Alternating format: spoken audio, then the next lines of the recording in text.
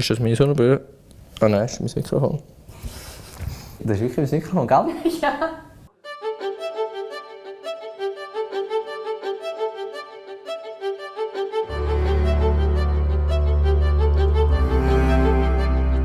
Ich bin der Ralf.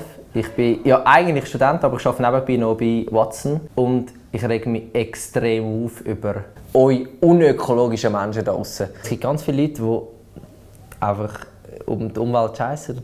Nein, ist jetzt grammatikalisch inkorrekt. Es ist oft Umwelt scheissen. Wenn du sagst, so, du gehst auf Brasilien 3 Wochen und nachher auf Haiti und dann noch 2 Wochen auf Ibiza. Dann finden die meisten Leute das so normal, sagen so, oh, geil, ich würde auch gerne. Und ich sage so, Alter, nein.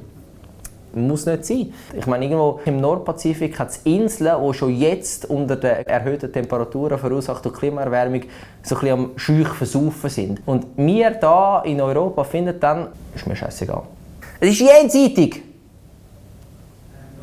Jenseitig! Das mache ich. Und man wird immer so blöd angefickt von umweltignoranten Menschen, wenn man ein bisschen auf die Umwelt schaut und sie sagen dann, ja, du isst auch ein bisschen Fleisch. Ja, aber ich esse einmal pro Woche Fleisch und nicht 8-mal. Es hat so mit allem zu tun. Ich finde es super lässig, wenn man so der Welt ein bisschen schauen und finde, okay, gut, ich fliege jetzt einmal im Jahr und nicht 8-mal.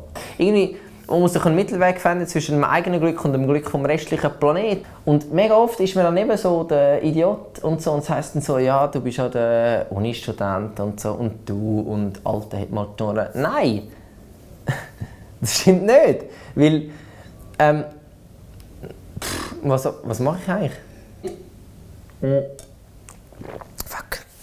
Ich würde mir mega erhoffen, dass ihr nach diesen, was weiß ich, ein paar Sekunden, wo jetzt das Video im Endeffekt ergeben hat, euer Bewusstsein steigert oder steigert. Dass irgendwie findet, ich fliege weniger oder ich überlege mir mehr oder ich esse weniger Fleisch.